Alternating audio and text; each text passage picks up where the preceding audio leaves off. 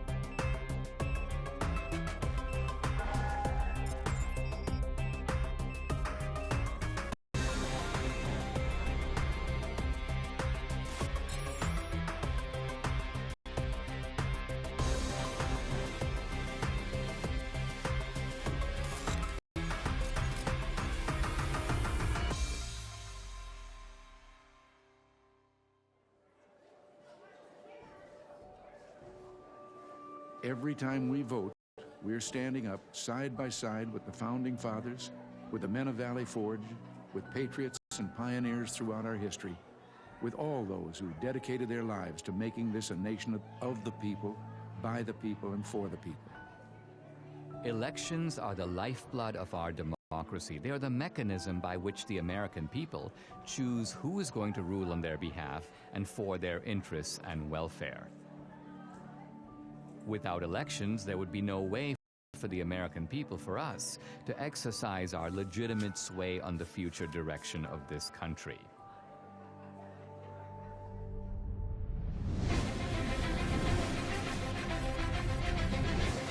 Polls now closed in half the country, and we are getting some interesting results coming in from those battleground states. If you're a Republican, you say, wow. If you're a Democrat, you say, uh-oh. Do you see Donald Trump is now starting to widen his lead?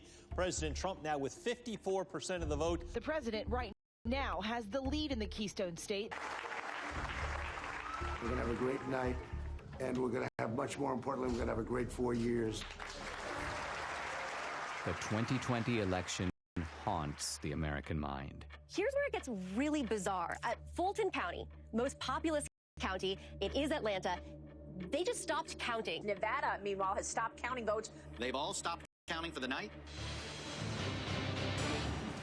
All right, welcome back. This is CNN special live coverage, 10:31 a.m. on the East Coast. Why am I giving you the time? Well, if you managed to sleep last night, things changed. You may have gone to bed thinking this election was headed one way, and then you woke up and you saw things were different. Also overnight, Joe Biden pulled ahead in the state of Georgia. Joe Biden takes the lead in Pennsylvania. Okay, we have an announcement to make. Joe Biden has run for president 3 times, and the 3rd time has turned out to be the charm. One side insists it was the most secure election in U.S. history. Let me begin with one immutable fact. The 2020 election was the most secure election in American history. It was the cleanest election, the safest election, the most secure election ever run. And make no mistake, there has been no evidence of any significant widespread voter fraud. Let me say it again. The 2020 election was the most secure election in American history. Period. This same side accuses anyone who disagrees with them of perpetrating a big lie or the big delusion. The big lie keeps getting repeated. The big lie is just that, a big lie. And despite a relentless media barrage, the other side remains convinced there was widespread election fraud. What I saw was not a secure and transparent election. Poll watchers claim the Travis County Clerk's office is locking them out. Last night there was a major software glitch that actually delayed the counting of all of the ballots. A look at election fraud, and I want to look at secretaries of state who illegally changed the voter laws without the permission of their state legislature. There have been numerous attempts to prove election fraud. Devan dropping off ballots in the early morning hours of November 4th, 8 hours past the deadline. She said her mother was in a nursing home and did not have the mental capacity to vote. We've obtained video tonight that shows a man dropping several ballots into a drop box. Scottsdale woman pleads guilty to casting a ballot in her dead mother's name. Shows a man buying a registration form for an absentee ballot from a voter, giving him, quote, pocket money, unquote, of $200. Yet courts have refused to consider these cases on the merits. The Supreme Court rejecting an effort by Republicans to reverse President-elect Joe Biden's win in Pennsylvania. The Supreme Court has rejected the Texas-led effort to toss out election results in 4 key states. Even some Republicans dismiss the idea of systematic fraud and call for us to move on. Fraud did not play a role in the outcome of the election. The election was fair as we've seen. We simply did not win the election as Republicans for the presidency. Rather than reject what happened on the 6th, reject the lies about the election, and make clear that a president who engaged in those activities can never be president again. But we can't move on unless we know the truth. Many other issues arise out of the 2020 election. Did the January 6th protesters go to D.C. to mount an insurrection? It wasn't an insurrection, it was a primal scream. To protect the Constitution of the United States against enemies, foreign and domestic! They wanted their elected leaders to adjudicate the claims of election fraud. The left's claim that this was the most secure election is also the foundation for the widespread censorship on social media of the so-called big lie. This morning, President Trump waking up without his favorite megaphone. You will never again see a tweet from President Trump. But is it a big lie? Is it a lie at all?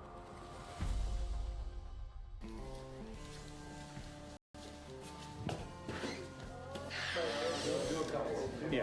Rolling. Sound speed. All right. Everybody got me? Yep. All right. SRP.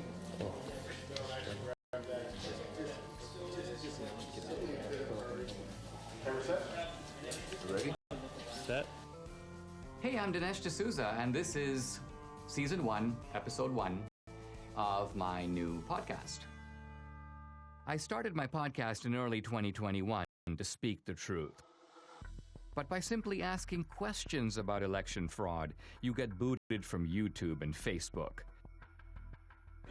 My podcast is sponsored by Salem Media, and I knew that other Salem hosts felt my frustration. Larry Elder, Dennis Prager, Eric Metaxas, Sebastian Gorka, Charlie Kirk.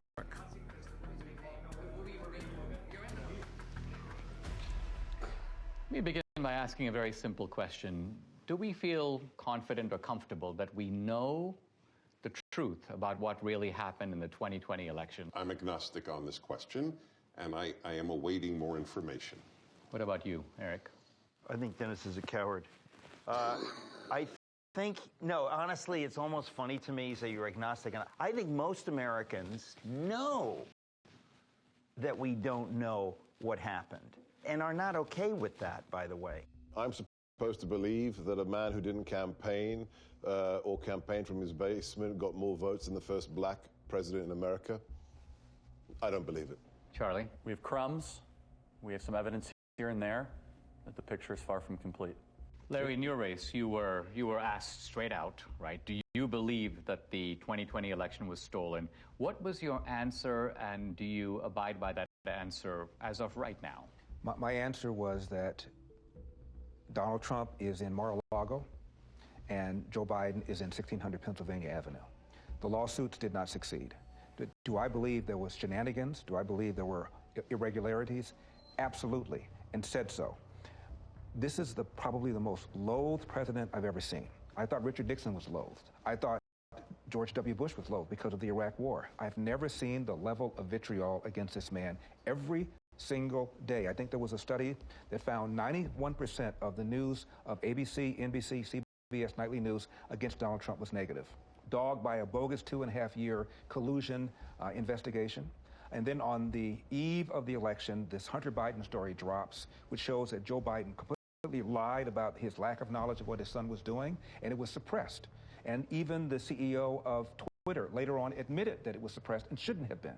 That alone would have altered the election. You add all that up, my point is, this man is so loathed, I wouldn't put it past the Democrats to do virtually anything to make sure he doesn't get another 4 years. If I believed the president were a Nazi, I might steal an election. If we were Germans in the 1930s, we'd steal the election from Hitler if we could. If I'm that indoctrinated, of course I can justify it. I think it was Jane Fonda who said that COVID was God's gift to the left, right?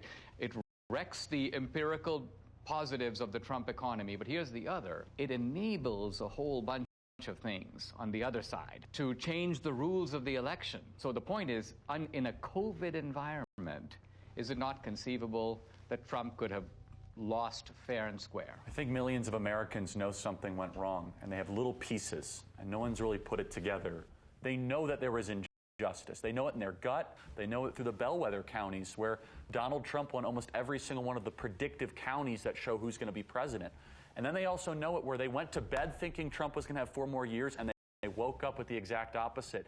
We have an individual who could fill a stadium with 60,000 supporters in 24 hours, vice an individual, you know, the famous photograph of the 6 empty circles at a Biden rally. We have an incumbent president who received more votes than any other incumbent president in American history, who actually got 10 million more votes than he did 4 years prior, and who received more support after 4 years of being called a racist and a white supremacist, more support from the Hispanic and black community than any Republican president since the 1960s. And he was beaten by a machine politician who couldn't speak clearly, who on the campaign stage would confuse his sister with his wife. It just stinks. Now, is it possible that the very success of Republicans down ballot, I'm talking about Republicans running for the House, running for the Senate, running for other races, the fact that the Republicans as a party did pretty well, but Trump lost, doesn't that work the other way and undercut the idea that there was systematic fraud? It's an anomaly, because if he really, when a president really loses, he has tails. What is it called? Coattails. Coattails. And the down ballots lose, but they won. Why didn't they cheat on all of those? Why didn't they cheat in Virginia with Youngkin? And who's to say they didn't cheat? Not all attempts at cheating succeed. You're right. One other question. In the Republican Party, I keep hearing people who seem annoyed at the revisiting of the 2020 election. Their attitude appears to be, let bygones be bygones. Let's just move on.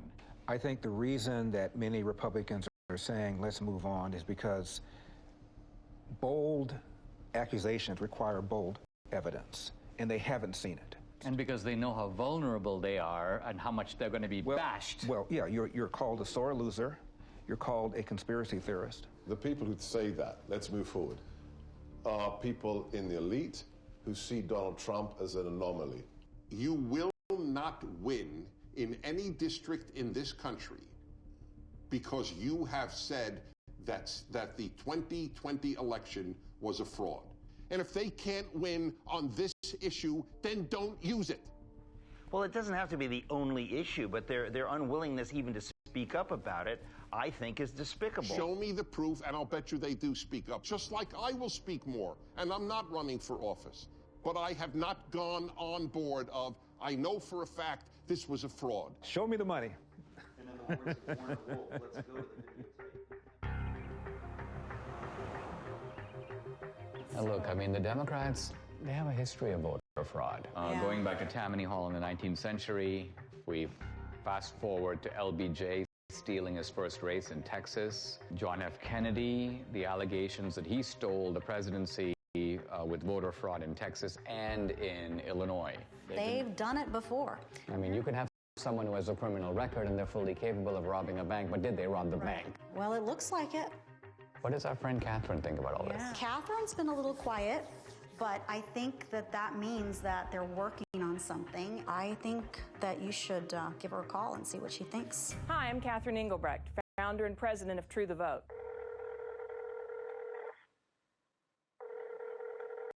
Hey, Dinesh, how are you? Hey, I'm doing fine. Hey, listen, I'm here with Debbie. Hey, Catherine. Hey, Debbie. You know how crazy it is out there. Have you guys been digging into this whole issue of voter fraud? Well, we have been working on something big. It's probably best we don't discuss it over the phone, but can we meet?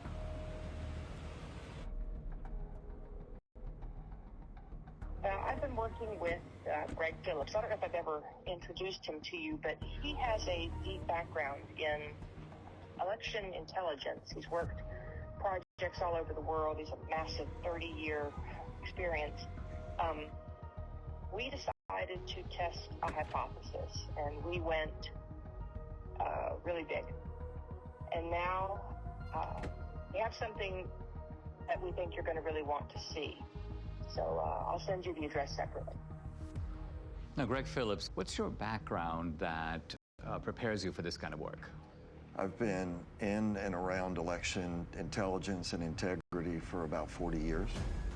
We've done investigations literally all over the world. It's a combination of data acquisition, data analysis, occasionally some in-depth data mining. Our ability to draw meaningful conclusions that link the who to the when to the where is significant in the space.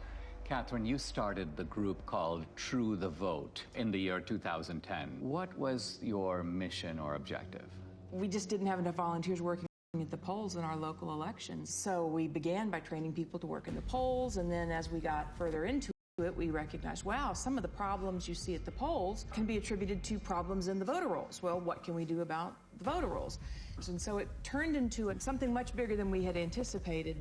True the Vote has the largest store of election intelligence for the 2020 elections in the world.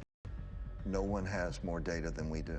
So I started True the Vote to ensure that every American voter has an opportunity to participate in elections. I think I became familiar with your work when you gave congressional testimony. Now, that was in the year 2014. In fact, I met you through Debbie, and I think what's interesting is that you not only have known Debbie for years, but you trained her. Absolutely. I was a bilingual poll watcher. Oh, yes. So my Spanish language came in very handy. I was a poll watcher in Rosenberg, and the poll judge was telling this couple that came in Spanish who to vote for.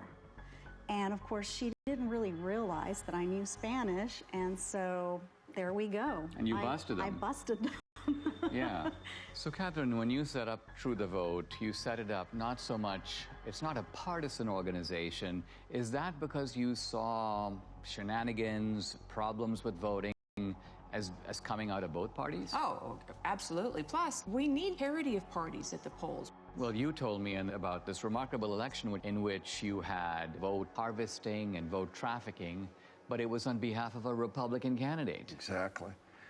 In North Carolina, it was unique in that it actually overturned an election. There's going to be a new election in the North Carolina congressional district engulfed in a scandal over voting fraud. This all centers around allegations that an operative for Harris then hired a team of people to harvest absentee ballots, paying them between $2 and $3 a vote. So you have an activist, the guy's name was McCrae Dowless, and he worked for the Bladen Improvement Association, which was a kind of an African-American get voters to the polls, but apparently they were doing all kinds of vote harvesting, and he learned the strategy. Then he broke with them.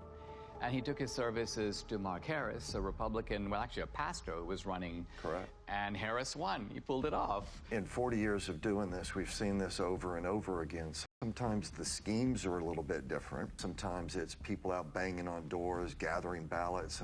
Sometimes the ballots are sent here, gathered here, deposited there. But the trafficking itself is always the same basic pattern. There's a nonprofit involved somewhere in the middle. There are people that are either collecting those ballots on the one hand or depositing those ballots on the other and getting paid for it. In no case is it acceptable to be paid for your ballot or to accept some form of remuneration for your ballot. And in no way, in no time, is that legal. I noticed, Catherine, that in the immediate aftermath of the election, when there were a lot of accusations and charges flying around, all reflecting these suspicions of something went deeply wrong, charges of foreign intervention, charges of machines, you and your organization were kind of dead silent. I got the impression that you were looking for a different approach. Given the outliers that were introduced in such a major way in 2020, namely the privately funded drop boxes, the mass mail out of ballots, the hypothesis was if you were going to cheat, how might one go about this?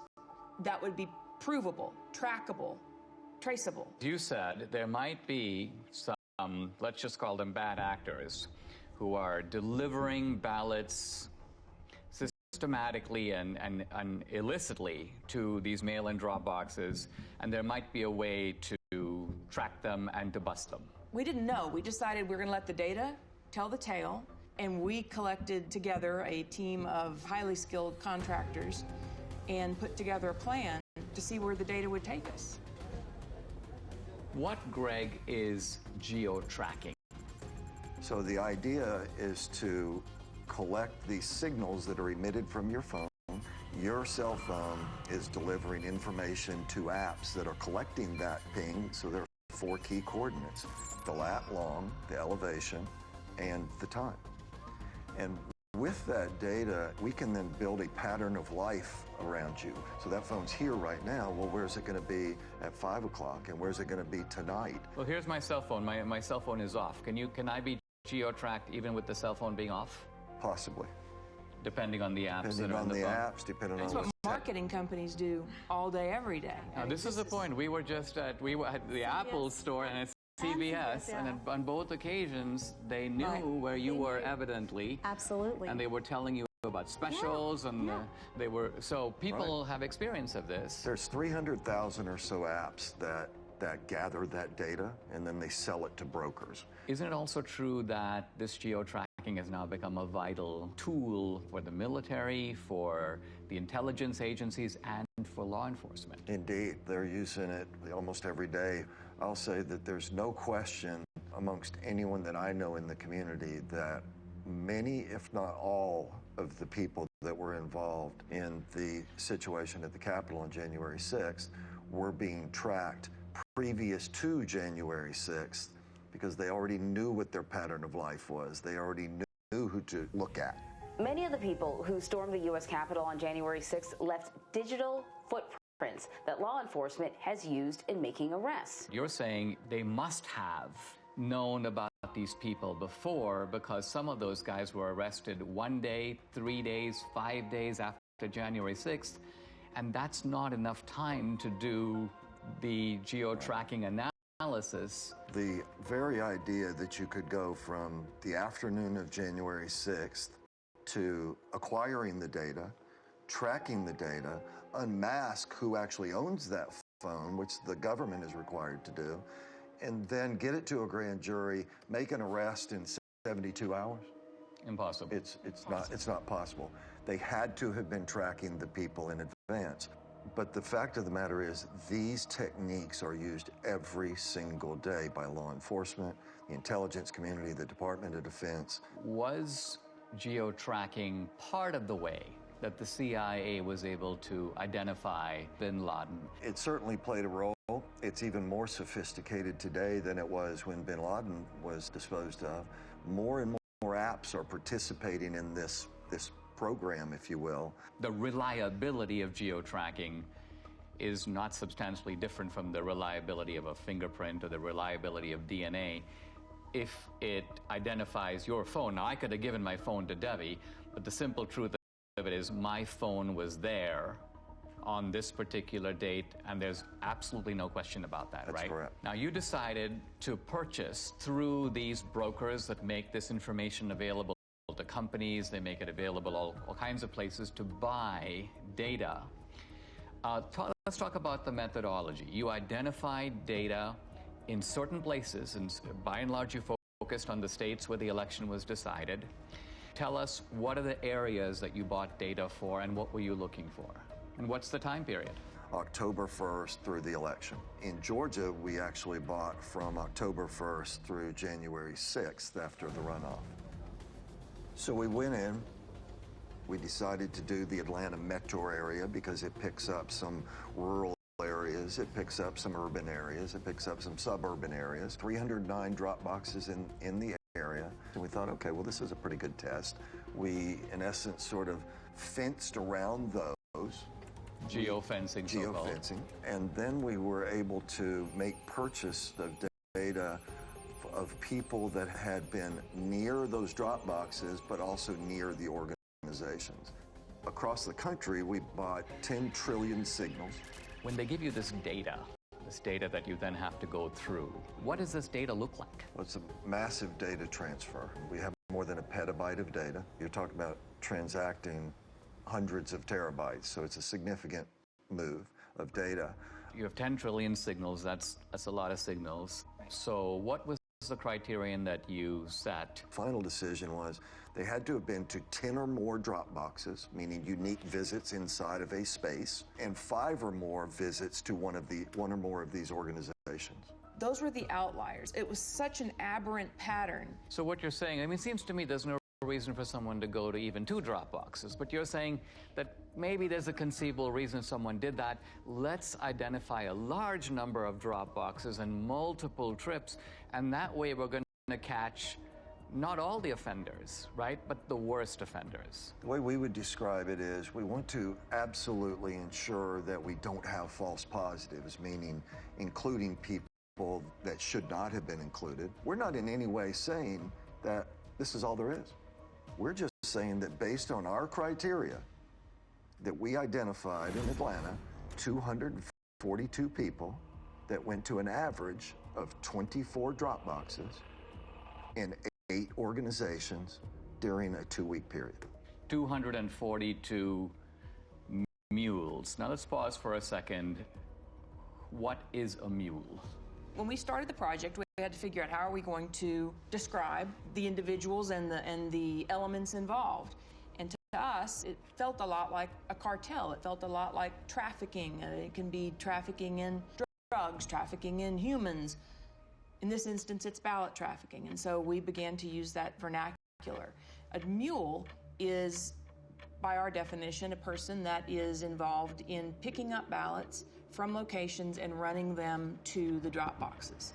So you have the collectors on the one hand, you have the stash houses, which are the nonprofits, and then you have the mules that are doing the drops. What do we know about them? Who are they? Well, first let me say, this is not grandma out walking her dog. Bad backgrounds, bad reputations. We've had encounters with several that are not terribly positive.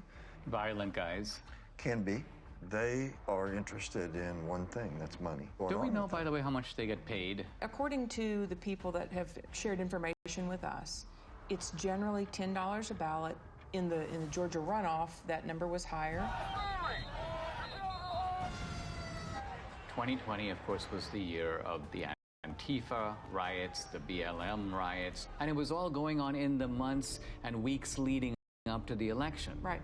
And so in the data, you have geo-tracking data of the drop boxes, but you also have data on the rioters. There were several different violent BLM Antifa riots in Atlanta. In one of them, we had 36 of our mules participate in these violent riots. There's an organization that tracks the device IDs across all violent protests around the world. We took a look at our 242 mules in Atlanta, and sure enough, dozens and dozens and dozens of our mules show up on the ACLED databases. So again, this is not grandma out walking her dog. These are, violent criminals sometimes. There's not just a criminal element, but there is an ideological element, and that there's an overlap between people. I mean, you're not going to go to an Antifa riot and find it overpopulated with patriots or Christians or Republicans. These are people on generally the far left. And turns out that these are people who also help to make up the mule population. I think that's also borne out in our target organizations themselves. They're not like Republican organizations. These right? are left-wing Right. Democratic organizations. That Yeah. work. Let's zoom in here. So the mule is the delivery man, mule is the delivery woman, and what you're saying is they have a starting point or multiple starting points, and then they have the end point, and the end point is the drop box. That's right. Right. That's right. But you're saying that they get the ballots from somewhere, and then they go deposit them in Right. multiple drop boxes. One of the questions that will come up in the work that we've done is, well, how do you know that this wasn't just somebody that's got a big family and they just deposited a bunch of ballots once? Or how do you know that this person didn't just work at a location that is near a drop box and so they're constantly going by a drop box? And the elements that are additive here, the going to the nonprofits, the ability to identify the pattern of approach to a drop box, and that it is going not past a drop box and on, but directly to a drop box and back to another point and then to another drop box. All of these things.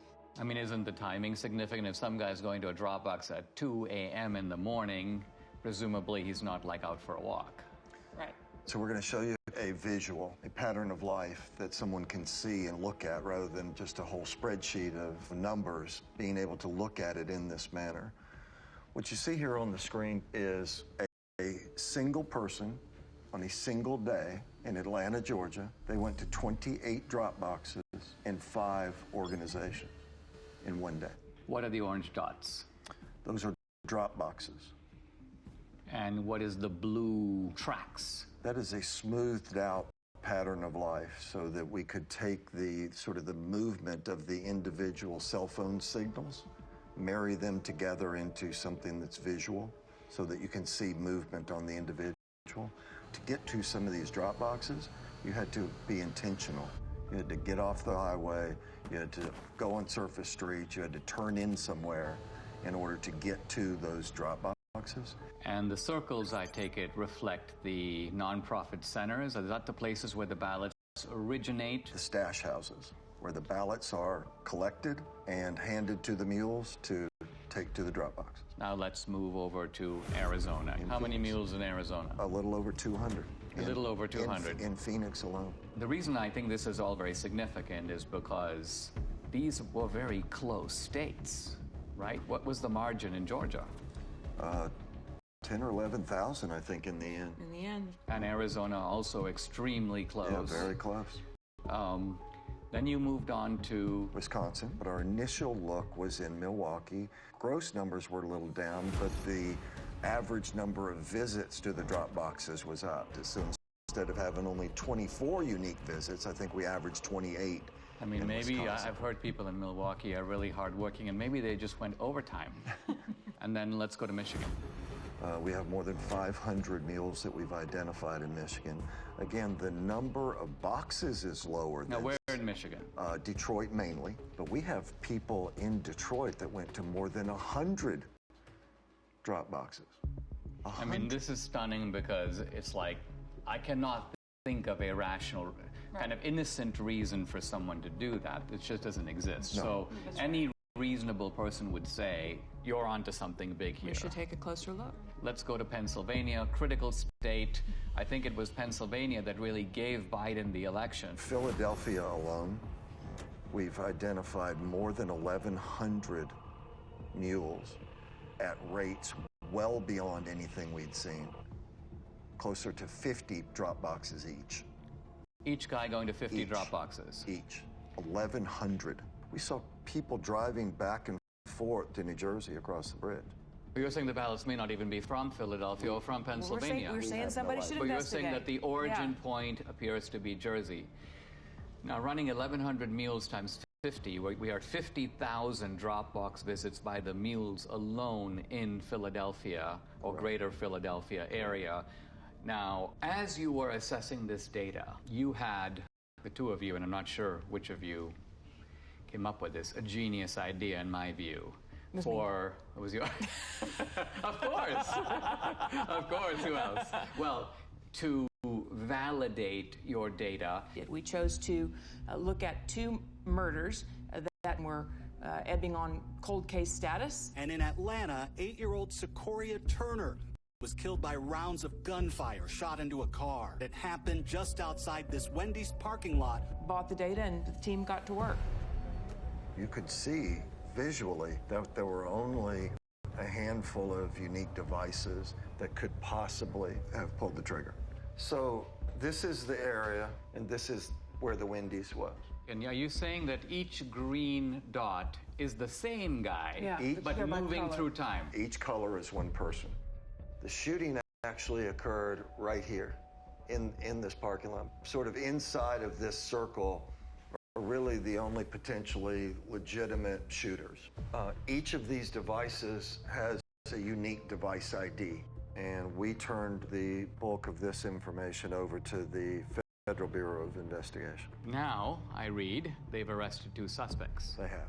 2 suspected gang members will appear in court this morning on charges that include the shooting death of 8-year-old Secoria Turner. And isn't it true that this tracking, these movements, this parallels exactly the work you're doing with the mules? Exactly. It's one thing to have the scientific evidence, which is persuasive on its own merits, but do you have video evidence?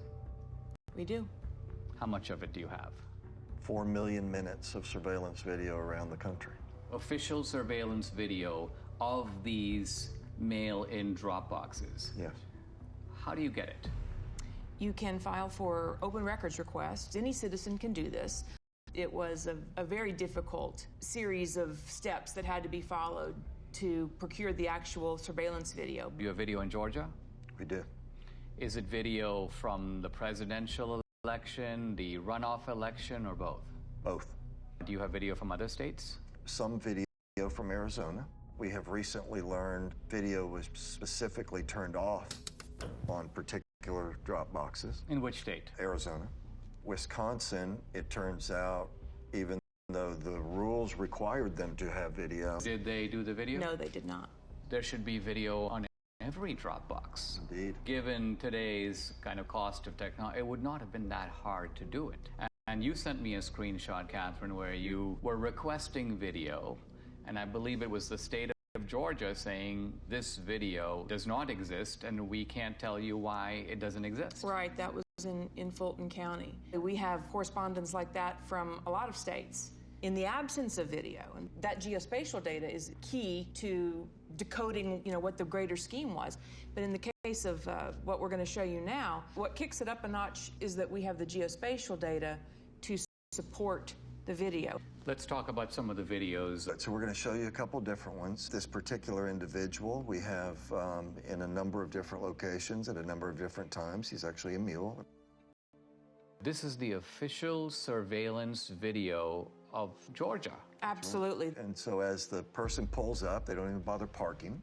Of course, in the middle of the night, so why would they? He gets out, approaches the box. When people walk up with intention to cheat, they look around, they basically walk fairly quickly, they try to stuff them in, they try to get out of there. In this case, he drops a few on the ground, pick them up, stuff them into the box.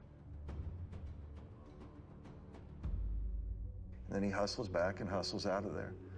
So this is what it looks like. It doesn't necessarily look like, hundreds of ballots being stuffed in. You don't need a whole lot of fraud, you just need a little in the right places over time. Is there a way to estimate, or even roughly, how many ballots are being tossed into a box at a given time? It might be 3 or 5 or 6 or 10 or something like that. The idea is to stay under the radar, and as Greg said, the number is, 3, 5, 10 ballots, but then they're not done for the day either. They're going place to place to place, day upon day upon day, and so that will not show up in your chain of custody documents, your tracking documents that would identify a big blip. I mean, they're not going up and dumping in, buckets full of ballots. On the other hand, we've seen circumstances where it appears that buckets full of ballots showed up. There's one box in Gwinnett County that had a chain of custody document with 1,962 ballots noted on this. And first of all, that's roughly 10 times what we normally see. We sorted through the geodata, found a few hundred people. Okay, well, that's pretty odd. We have video of all of this. And guess what it shows? 271 people approached that ballot drop box during that 25-hour period. 271. 1,962 ballots were deposited. Wow.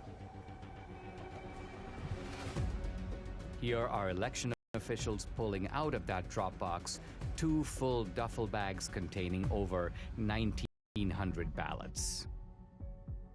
Let's look at another one. Yeah, let's take a look at... Interesting thing about this person is the device seems to live in South Carolina. So this person isn't even from Georgia.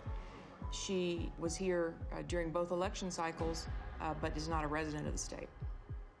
But as she approaches the drop box, she never looks at the trash can, right? She's looking the other way. But the other thing she has is she has gloves on. What one of our analysts noticed was these surgical gloves only appeared from December 23rd forward in the runoff. So we didn't see a lot of them previous to December 23rd, and we couldn't figure out why. And then it just dawned on us, well, on December 22nd, there was an indictment handed down in Arizona for people that had stuffed ballots, and the way the FBI nailed them was fingerprints. And then lo and behold, the next day and days forward. So this video is now from the Georgia runoffs. This is January of 21. This particular one is at approximately 1 o'clock in the morning on January the 5th. Stuffs her ballots in there. It's like a small stackish, maybe 3, maybe 4. Takes them off, and then puts them in a trash can that she never looked at. So she knew it was there. She knew it was there, right? And so we have her on a number of locations. She's an out-of-state mule, and this is in no way the only drop box that she attended. That's right. No, she's goes to dozens and dozens over the course of these 2 elections. Who's next? What you're going to see is he approaches the drop box on his bike. He also has a backpack on. Pulled the ballots out of his backpack. Taking his time. Taking his time, digging around, looking for some ballots. Finally gets that, pulls them out. Okay, now I'm set. And he'll put them in. But you also see him get sort of frustrated as he starts to leave, because guess what? At this point, they had started requiring the mules, apparently, to take pictures of the stuffing of the ballots. It appears that that's how they get paid. So they take a picture, stuff it in, they take a picture, not a selfie, but a picture of the actual ballot going in. But this guy gets frustrated, so he actually has to park his bike, get off. So if you were there just casting your own ballot, what reason in the world would you have to come back and take a picture of the box? And he kneels down. Looking around. Take some pictures. Okay, the next one. Yeah, so let me show you Dog Guy. So Dog Guy, middle of the day, this is actually at a polling place. So the people in line are waiting to go in and vote early. They're doing it the right way. Okay, now you've got some other people going to walk up. This lady doesn't care, but this next guy cares. He's watching the whole thing. The guy looks up, talks to him. Got the ballots under his arm already. Now he's got the rest that he pulled out of the bag. And he's going to get his camera ready to take the pictures as he puts them in there. If you consider the brazenness of this, right? This is the middle of the day. There's people sitting there watching you cheat. People that are doing it the right way. But it's difficult for them to know what to do, except observe and maybe say, what's going on here? What did I just see? They wonder, what does this all even mean if this is happening in broad daylight and nobody's doing anything to stop it? And so these are the kind of things, 4 million minutes of this. This was an organized effort to subvert a free and fair election. This is organized crime. You can't look at this data in its aggregate and believe anything otherwise. That's especially true when you consider that in places like Georgia, it was only decided by 10,000, 12,000 votes. And you look at 5,000 visits just from our mules, it's not a leap to say, yes, this would have made a difference. Adding these numbers up, we have 2,000 plus mules. based upon not searching these whole states. And Right. remember, we're only talking about a small number of states. We're not talking about the whole country. We're not even talking about whole states. We're not even talking about whole states. Right, that's right.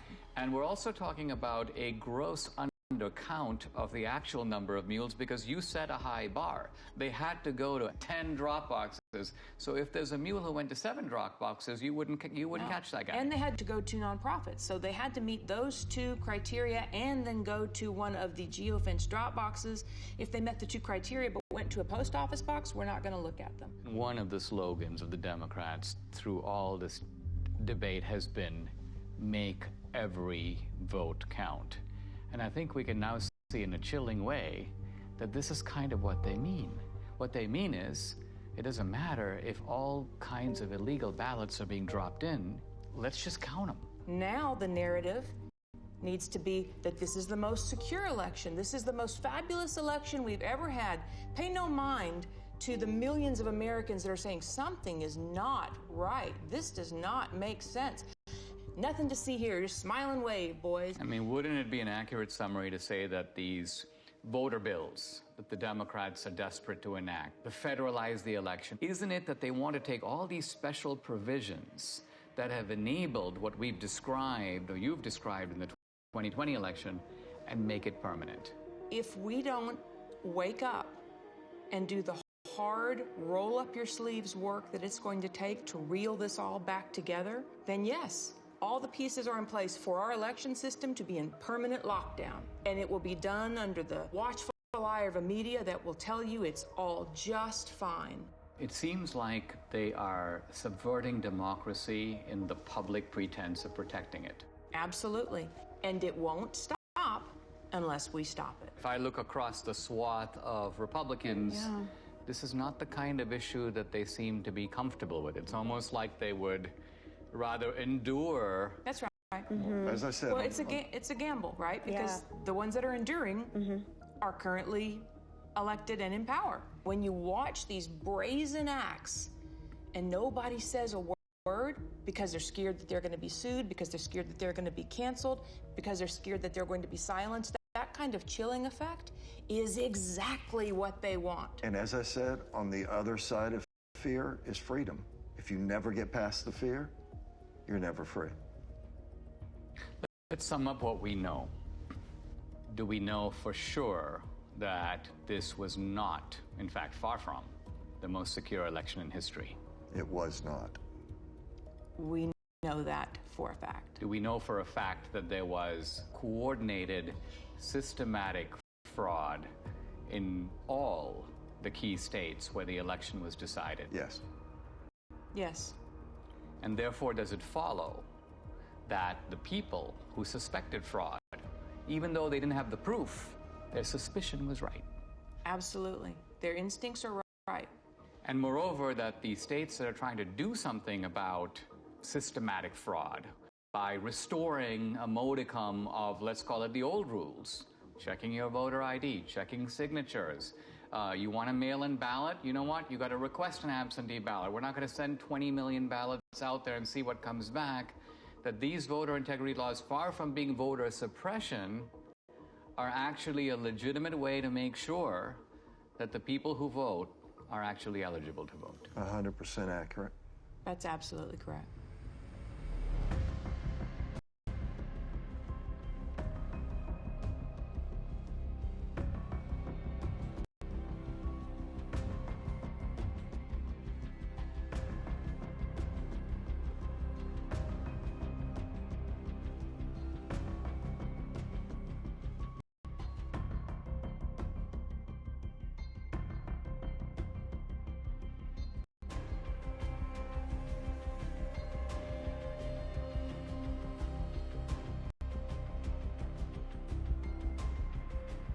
What you are seeing is a crime.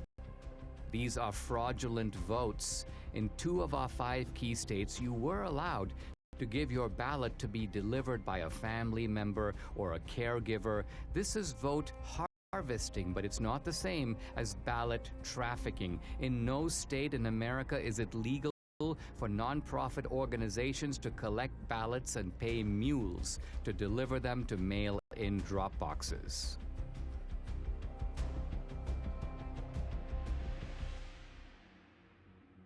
Now we come to the most important question of all. Was the magnitude of vote trafficking in these key swing states enough to tip the balance in the 2020 presidential election? Let's first narrow in on just our 2,000 mules. Their average number of Dropbox visits, 38. Their average number of illegal ballots deposited per visit, 5. That's 380,000 illegal votes. But was this sufficient to put Biden in the White House? To answer that question, we must look at each key state.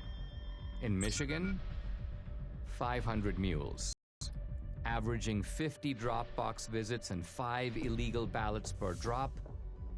That's 125,000 illegally trafficked votes, not quite the 154,000 vote difference between Trump and Biden. So Michigan, with its 16 electoral votes, stays in the Biden column. In Wisconsin, 100 mules, averaging 28 Dropbox visits and 5 illegal ballots per drop. That's 14,000 illegally trafficked votes. 6,000 votes short to give Trump the win. So using only our mules, Wisconsin's 10 electoral votes stays in the Biden camp. But now we come to Georgia. 250 mules, averaging 24 Dropbox visits and 5 illegal ballots per drop. That's 30,000 illegally trafficked votes, far more than the 12,000 vote difference between Trump and Biden. So Georgia, with 16 electoral votes, moves over into the Trump column. In Arizona, the numbers are roughly the same. 200 mules, averaging 20 Dropbox visits and 5 illegal ballots per drop. That's 20,000 illegal votes. Again, these illegal votes are substantially more than the 10,000 vote margin that gave the state's 11 electoral votes to Biden. In Philadelphia, Pennsylvania alone, 1,100 mules, averaging 50 Dropbox visits and 5 ballots per visit. That's 275,000 illegal votes, again comfortably exceeding the 80,000 vote margin between Trump and Biden. So Pennsylvania's 20 electoral votes goes for Trump. Shockingly, even this narrow way of looking at just our 2,000 mules in these swing states gives Trump the win, with 279 electoral votes to Biden's 259. But no one thinks that our 2,000 mules were the only mules trafficking illegal votes. To widen the search, Greg and his team lowered the criterion from 10 or more to 5 or more drop boxes. This revealed a huge upsurge in the number of mules from 2,000 to 54,000. 54,000 mules. Next, they used a very conservative estimate of just 3 ballots per Dropbox visit. Now, when we multiply this increased number of mules times the 5 Dropbox visits per mule times just 3 illegal votes per drop, we find election fraud on an astonishing scale. In Wisconsin, 83,565 illegal votes were trafficked. In Georgia, 92,670. In Pennsylvania, 209,505. In Michigan, 226,590. And in Arizona, 207,435. Using this calculus, Trump would have won all the key states. And the final electoral vote, 305 to 233. I wanted to get my Salem colleagues' take on what I'd learned here.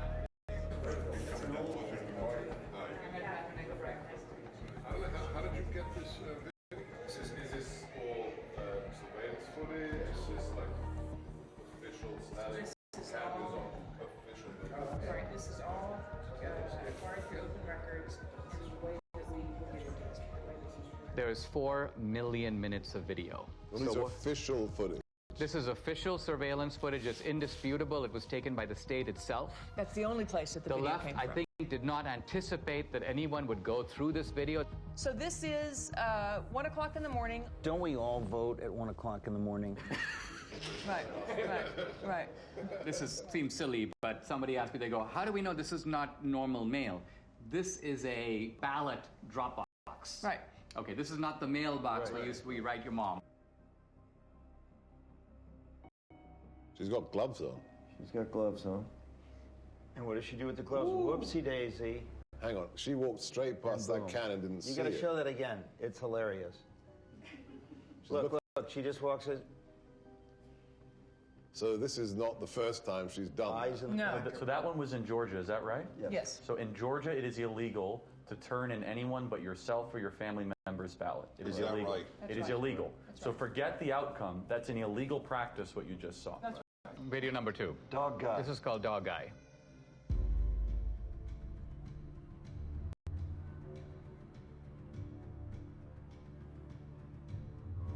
He's taking pictures.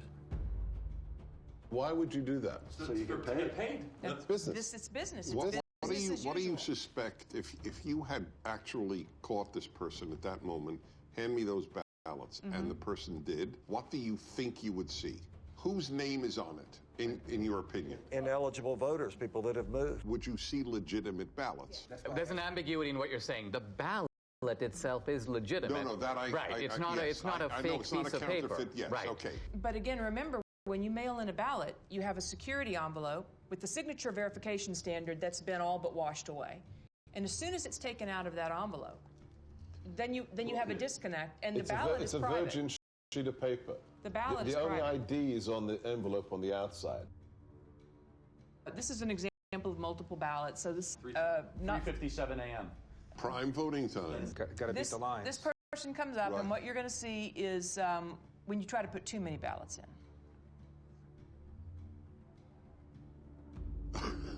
He needs a shoehorn. And we have lots of those, where they're just jamming them in and then they fall on the ground. And when you can jam them... I mean, this alone is, to say the least, suggestive. Who's voting at 3:57 a.m. with a whole bunch of ballots? And then being able to match that ping where he's standing there to the next place he goes. So we're seeing videos of one. Right. But each one of these, went to... On average, Do you have 23 video times. of the same guy going different places? Yes. Right. This is their pattern of life. So in one night, this mule, went across 6 counties to 27 different drop boxes, 5 different organizations. So he was getting the ballots from the organization. Correct. The Republicans had no idea this was going on during the election. Trump, to his credit, tweeted out in July, mail-in ballots are a disaster, and he was attacked so hard by Kemp and Ducey and so many. But he didn't have this information, obviously. His instinct ended up being right. This is the tip of the iceberg. You're talking about extraordinary criminal activity, but there's a ton more, you would guess, that you have not even touched. You are talking about 200,000-300,000 ballots that were just harvested in only your geolocated locations. But you are talking, what, 5% of America? Less. Less than 5%. Okay. So the case closed. Sorry, gentlemen, lady. Case closed. All right, so I do a heroic thing that not necessarily others here do. I read the New York Times every day. That's crazy. We're sorry for you. It's my martyrdom. They claim all of these places we have found maybe 4, maybe 50 phony ballots. These aren't phony ballots. Right, no okay, so this is a very novel... They're phony names. No.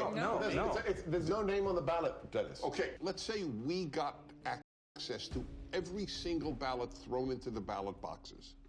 Would we be able to prove this is a fraud? It's the perfect crime because it cannot be curated after it is committed, because the evidence has no connection to the person who is meant to be voting.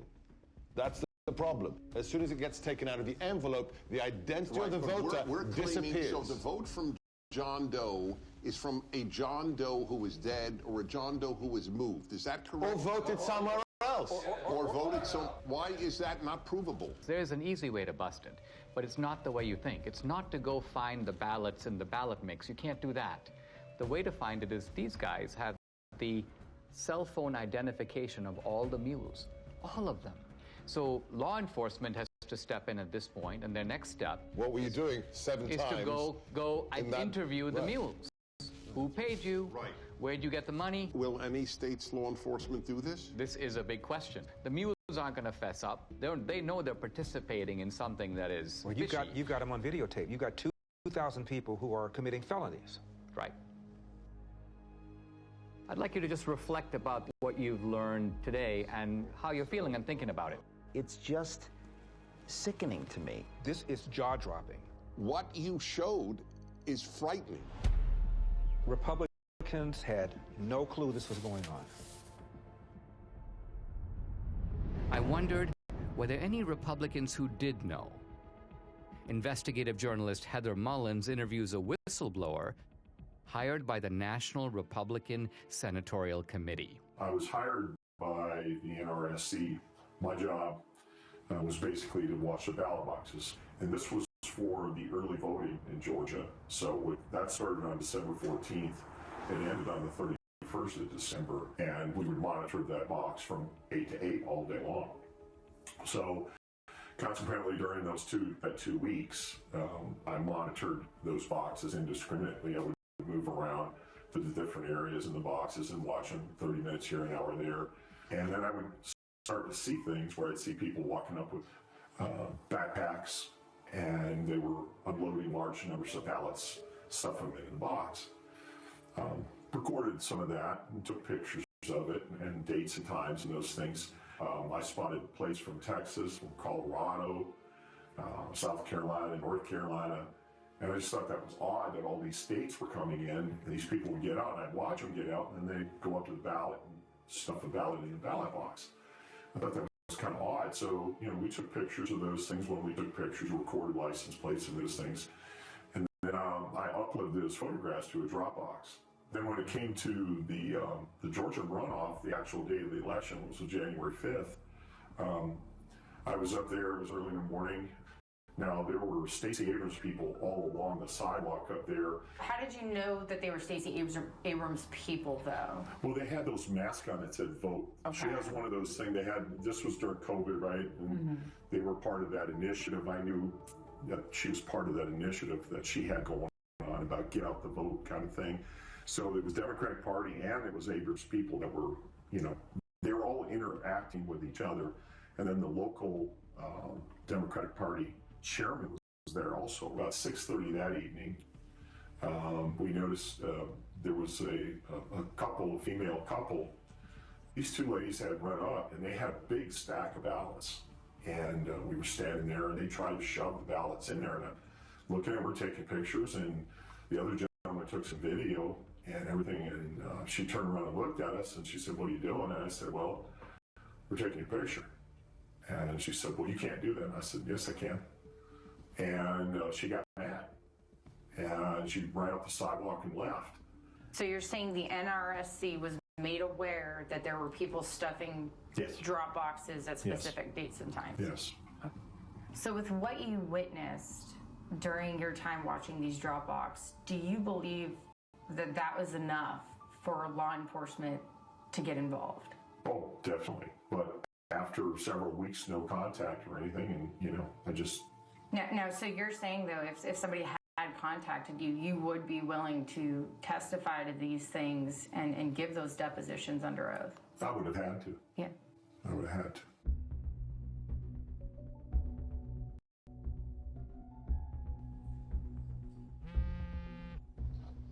Catherine, hey. Greg just interviewed an informant in Arizona who's now cooperating with authorities. Oh, wow. Okay. Check your email. Okay, awesome. I'll do it. Thanks so much. Okay, bye. Hey, honey. Yeah. Take a look at this. So this is, I remember Greg was going to interview that mule so we got the video. Thank you again for... I guess they're concealing her identity. So what was your job? Like, what were you doing? Receptionist. So at some point, you were asked or sort of instructed, I guess, to start receiving people's ballots. I was just instructed to go ahead and receive ballots from various people, females mostly, and on Friday they would come and pick up payment. I assumed it was payments for what they were doing. So they would, during the week, they would bring them in at various times, and then you would pay them like all on a Friday. Is that kind of how it went? Yes. Interesting. And then I would get a call to find out how many ballots were brought in, and if they were already pre-filled out first, and she would come to the office, look at them, and then before she left, she would either take them herself, but other times she would ask me if I could drop them off at the library. So what was the instruction? Just to drop them off. In the drop box? In the drop box, the early ballots. Can you give me an idea of how many you personally put in the box? Hundreds? Could have been, yes. And was there a reason she wanted you to go to that drop box as opposed to maybe City Hall or something? There's no cameras. There's no cameras there.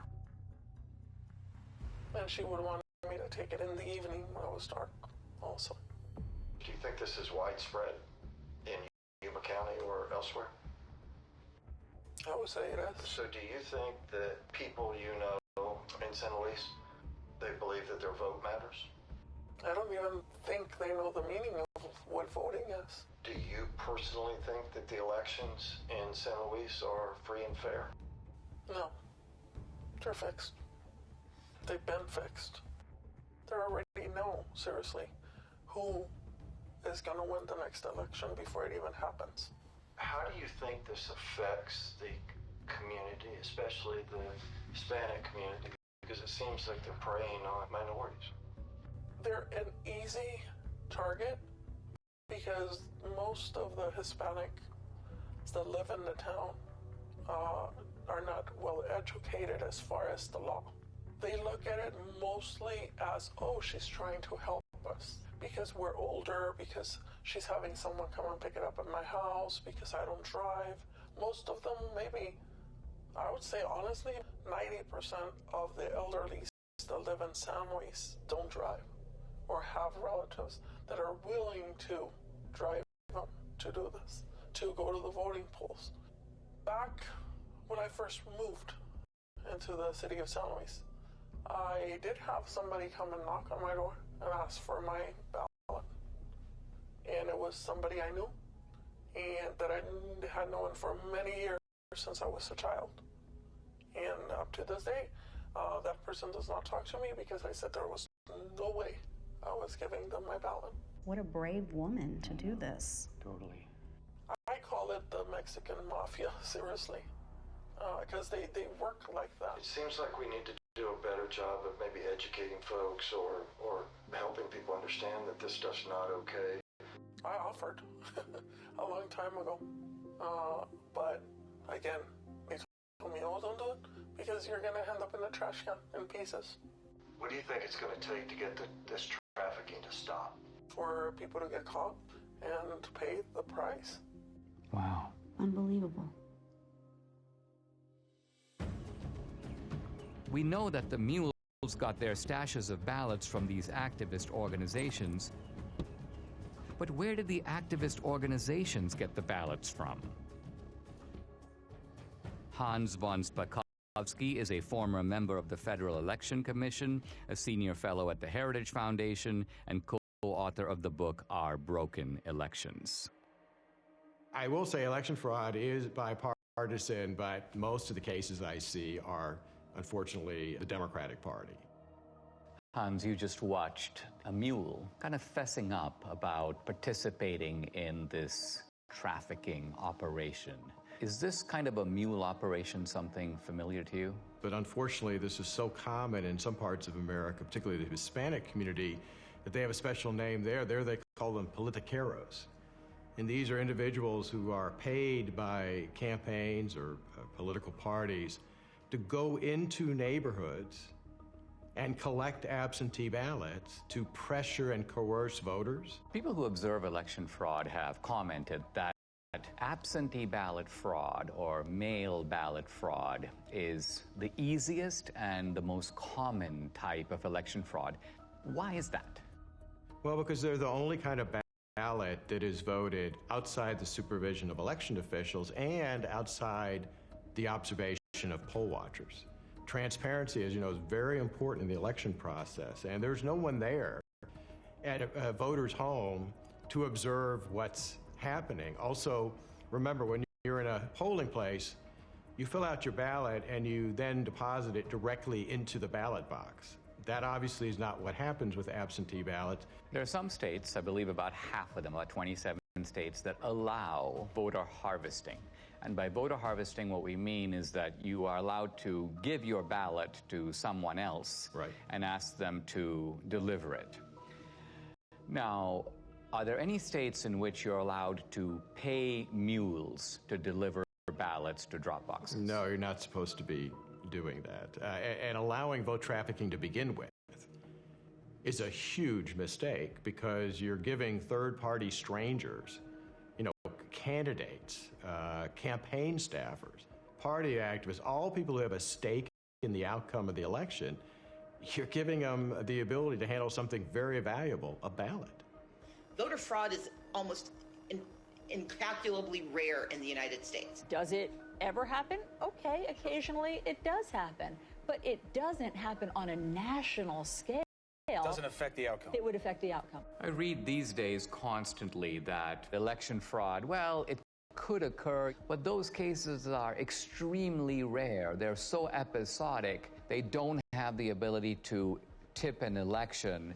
Is that true? Fraud happens often enough that elections get overturned. I mean, just go back 3 years to 2018 and a congressional race was overturned. I can cite to you another case in Mississippi. It was just overturned by a court because of fraud. Same thing in Florida. But look, that's just the tip of the iceberg.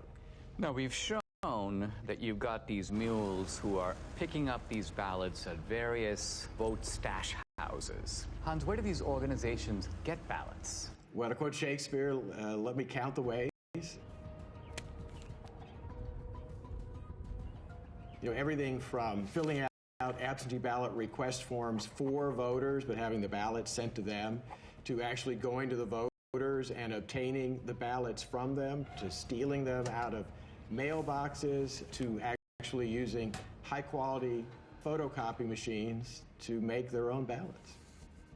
Look, these cases unfortunately go on all the time. You can go to 2018, which wasn't that long ago, in North Carolina.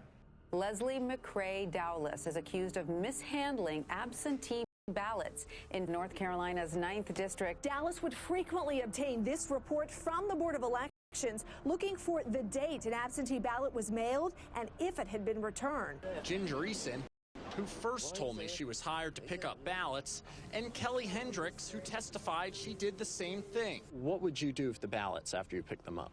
Take them straight to the office in Dublin and hand them over to McCrae. And I don't know what happened to him after that. I know there was stacks of them on his desk. There was testimony in the case that his staffers were falsely signing as witnesses on those absentee ballots. Because he had done this before, he actually apparently had signatures of voters from prior elections in his offices. Voter rolls are in notoriously bad shape. States do a very bad job of taking people off who are no longer eligible because they've died or moved away.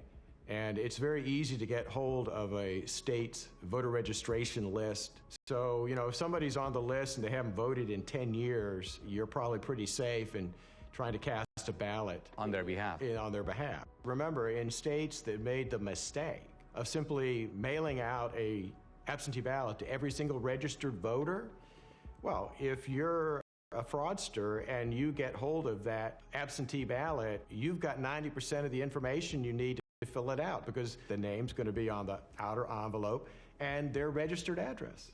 Let's follow the track of these mail-out ballots, right?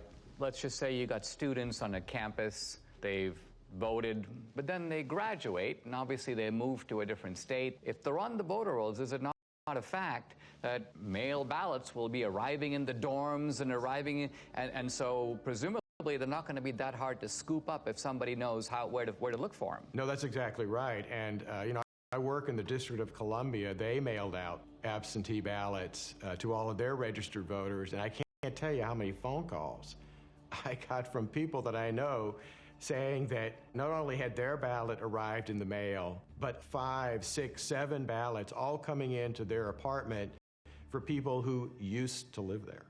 Now, a former Supreme Court justice in Wisconsin named Gableman has done a preliminary report. He talks about the fact that There are approximately 90,000 people in Wisconsin who are in resident care facilities or nursing homes. So she's basically not capable any longer of even remaining awake for more than a few minutes. And so were you surprised that she voted in February 2021?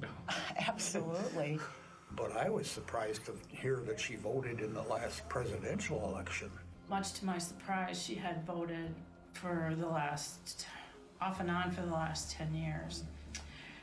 I guess in my mind, I thought if you put your parent into a facility because they were incapacitated, they would not even be offered the vote. They make you vote. They make you vote here? And so how do they make you vote? Because I didn't want to vote, and they told me I had to. That is a real problem. Clearly it was a problem in Wisconsin 2020, but unfortunately that's a perennial problem in other states too. What happens is you have staff in those nursing homes. Sometimes they are activists politically. They get these individuals registered to vote, or if they're already registered to vote, they will request absentee ballots in their name, sometimes forging their signatures, and then filling out the ballots for them. Just prior to the 2020 election, the state of Texas indicted a social worker in a home for young people who were basically mentally incompetent. She had sent in over 100 voter registrations for these individuals who were not legally competent to vote. What about homeless shelters? Look, if a homeless individual is mentally capable, they ought to be able to vote. And if the only place they can list as a registered address is a homeless shelter, that's fine. But the problem there is that it's very easy, I think, for them to be intimidated and coerced. In Chicago, the largest election fraud case the U.S. Justice Department ever prosecuted, they were paying homeless individuals to cast ballots the way they wanted them to cast ballots. What made you want to do this? What made you want to get involved? Well, I knew election stuff was supposed to be something good to do, and then plus I needed a little extra money to get Christmas for my son. So that's why, the main reason I did that. Who do these fraudsters pick on? They pick on the most vulnerable in our society. They go into poor neighborhoods, they pick on the elderly, they pick on people for whom English is not their first language. When we're trying to stop election fraud, we're actually trying to protect, I'd say, the most vulnerable people in our society.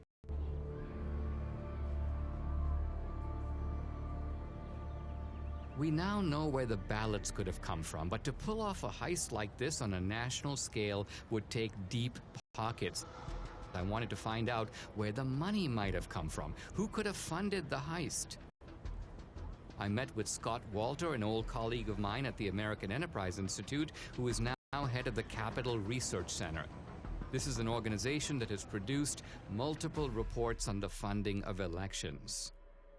People think of three rivers of money, really, that empty into the gulf of elections. The hard dollars to write a check to a candidate. The second, you hear soft money or dark money. And then there's a third river that people tend to neglect, but Capital Research Center has studied intently, and that is the 501c3 nonprofit money, the kind of charity that you get to take a tax deduction for. That river is enormous. In the 2018 cycle, about $21 billion. Now, what do the IRS regulations say about the involvement of these nonprofits? By law, these nonprofit charities are forbidden to directly intervene in elections in any way or to help a particular party or candidate. The IRS is emphatic that you cannot intend or even have the effect of helping one party or candidate over the other. Now, let's talk about some of the key elements of this particular network that we're focusing on. We have drop boxes, and those drop boxes are, most people would think, funded entirely by the states. In other words, the drop boxes in Georgia, funded by the state of Georgia, but that's not entirely the case, is it? In the 2020 election, there was an unprecedented hundreds of millions of private dollars going into government election offices. The $470 million or so were sent by Mark Zuckerberg and his wife. We did our part to secure the integrity of the election. There were a few other places that put in much smaller amounts. One entity that put in $25 million was, again, a nonprofit that's part of the Arabella Advisors, which, as a total empire in 2020, took in $1.7 billion. Is there any evidence that this operation had a partisan thrust or a partisan character? As we all know, big money rarely comes without strings attached. One of the big ones is lots and lots of drop boxes. Also, lots and lots of vote by mail. To get your nice big checks, you had to do things like have drop boxes, encourage vote by mail, have ads in foreign languages, all kinds of things that little by little are nudging the turnout for one particular political party. In addition to the $470 or so million that went into the Zuckbuck operation, you also had in 2020 a $120 million project, very secretive, called the Voter Registration Project. The $120 million, it came from Soros's foundation, it came from Visa's foundation, it came from Warren Buffett's foundation, it came from unions like the SEIU. The Voter Registration Project has as its goal increasing in the 8 target states over 2 million voters who are overwhelmingly expected to vote for the Democratic Party. And so the states that we're talking about here, Arizona? Yes. Georgia? Yes. North Carolina? Yes. Any others? Nevada, New Mexico.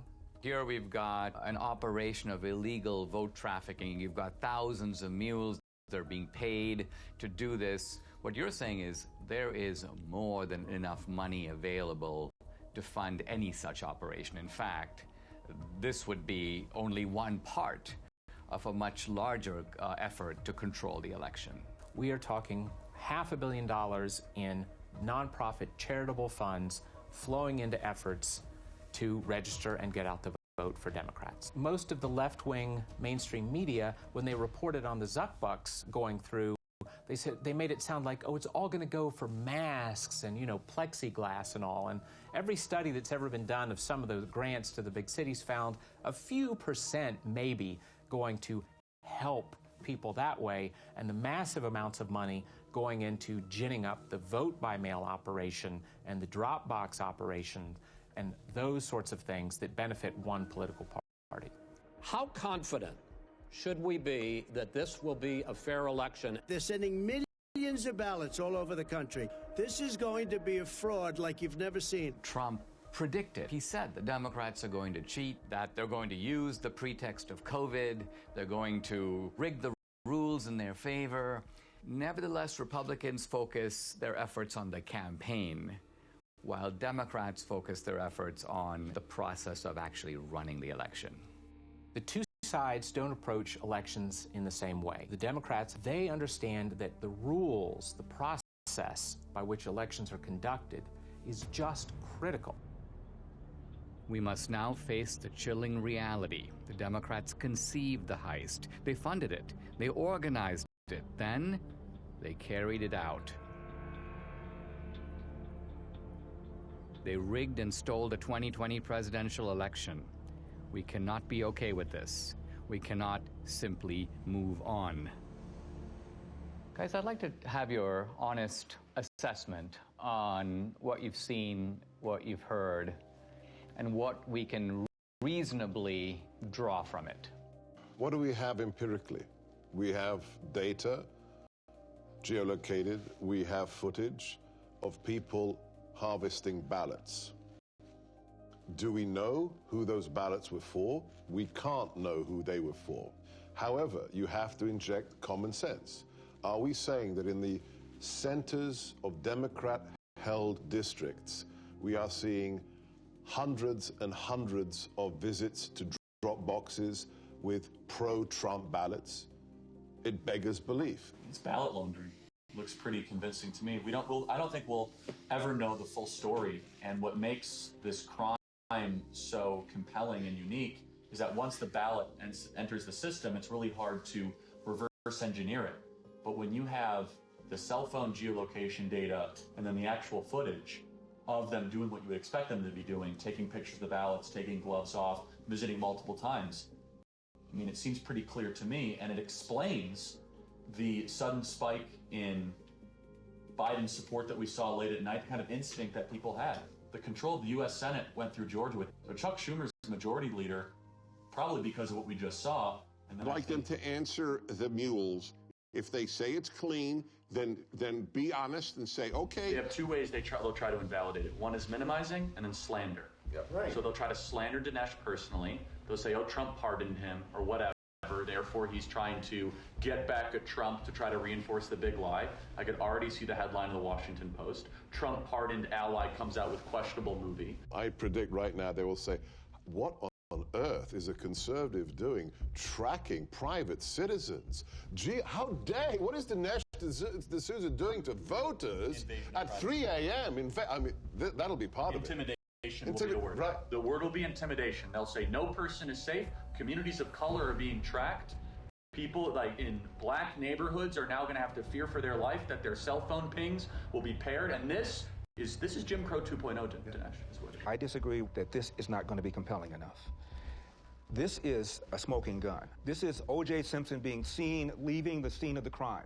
I don't care how partisan you are. You can't dismiss all of this. How do you explain somebody going to a whole bunch of different drop boxes with a whole bunch of different ballots on the same night at 3:57 a.m. in the morning? How do you explain that? That alone. I'm sorry. I think a whole bunch of people in this country are going to go, oh my God. I think that if every American saw that, I think it would move the needle. However, their ability to keep their side ignorant is total. That's going to be impossible to keep a lid on this thing. Well, this movie is an Overton window moment, right? So documentaries can do this every once in a while. Michael Moore did it. He moved the Overton window on many different topics 20 years ago. Al Gore did it with climate change. It'll happen, as Ernest Hemingway said, gradually and then suddenly. Because it's not just how many people are going to watch this film, it's who's going to watch it. It's going to be lawmakers. It's going to be people that work for the Bureau. It's going to be someone somewhere with a conscience that has power and to say, this is a problem. It can't be dismissed. And it can't be dismissed. They have ruined Election Day in the United States of America. That's provable. And that's enough for me to fight the left with every fiber in my body.